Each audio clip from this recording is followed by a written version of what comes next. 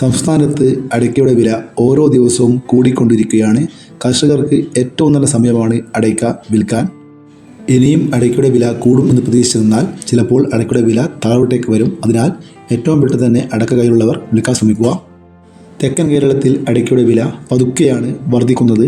എന്നാൽ വടക്കൻ കേരളത്തിൽ വില വർദ്ധിക്കുന്നത് വളരെ വേഗത്തിലാണ്. നമുക്ക് ഓരോ സ്ഥലത്തെയും വ്യത്യസ്തമായ വില നോക്കാം. ഏകദേശം ഒരു വർഷത്തിലധികം പഴക്കമുള്ള പഴയ അടയ്ക്കയ്ക്ക് 1 കിലോക്ക് 530 രൂപ വരെ വിലയുണ്ട്.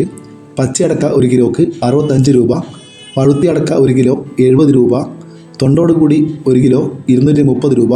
ഇനി നമുക്ക് ഓരോ സ്ഥലത്തെയും പുതിയ അടയ്ക്കയുടെ വില നോക്കാം.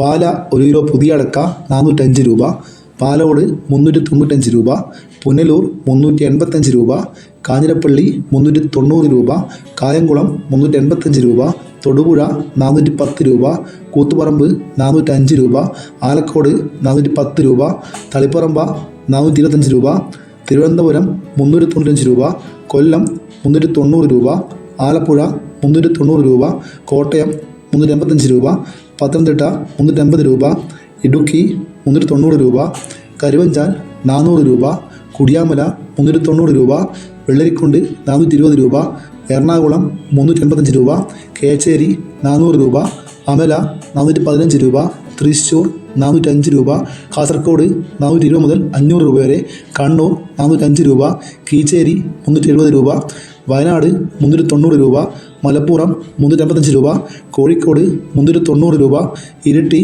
390 രൂപ, തലശ്ശേരി 400 രൂപ, പയ്യന്നൂർ 420 രൂപ, പാലക്കാട് 160 രൂപ.